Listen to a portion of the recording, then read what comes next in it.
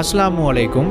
இஸ்லாமிய வரலாற்றில் மறக்க முடியாத ஒரு திருப்புமுனை, மதீனாவின் மலையடிவாரத்தில் நடந்த ஒரு மாபெரும் சோதனை.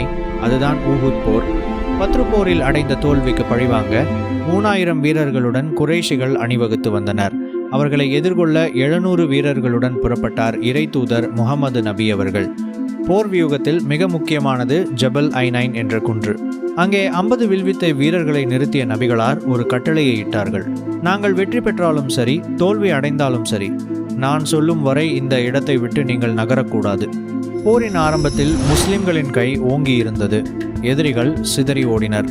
இதை பார்த்த குன்றின் மேலிருந்த வீரர்கள் போர் முடிந்துவிட்டது என்று எண்ணி நபிகளாரின் கட்டளையை மறந்து கீழே இறங்கினர். இதுதான் போரின் போக்கையே மாற்றியது.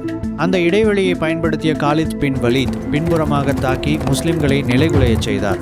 இந்த குழப்பத்தில் நபிகளார் அவர்கள் காயமடைந்தார்கள். நபிகள் கொல்லப்பட்டார்கள் என்ற வதந்தி பரவி முஸ்லிம்களை அதிர்ச்சியில் ஆழ்த்தியது. வீரத்தின் அடையாளமான ஹம்சார் அலி அல்லாஹூ அவர்கள் இந்த போரில் ஷஹீதாக்கப்பட்டார்கள். தனது அருமை சித்தப்பாவின் உடலை பார்த்து நபிகளார் கண்ணீர் வடித்த தருணம் அது.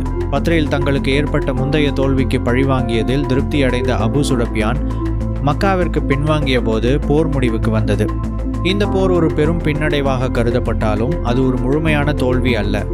அது ஒழுக்கம் குறித்த ஒரு கடுமையான பாடமாக அமைந்ததுடன் அகழிப்போர் போன்ற எதிர்கால மோதல்களுக்காக முஸ்லிம்களின் தந்திரோபாயங்களை மேம்படுத்தியது.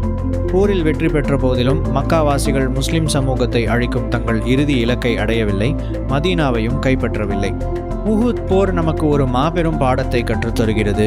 தலைவரின் கட்டளைக்கு கீழ்ப்படிவதன் முக்கியத்துவத்தையும் வெற்றியில் கர்வம் கொள்ளக்கூடாது என்பதையும் இது உணர்த்துகிறது. ஊஹுத் மலை இன்றும் சாட்சியாக நிற்கிறது. அங்கு சிந்தப்பட்ட இரத்தத்திற்கும் வெளிப்படுத்தப்பட்ட ஈமானிற்கும், அதாவது நம்பிக்கைக்கும். இதைப்போல் இன்னொரு தொகுப்பில் பார்ப்போம். அஸ்ஸலாமு அலைக்கும் வரஹ்மத்துல்லாஹ்.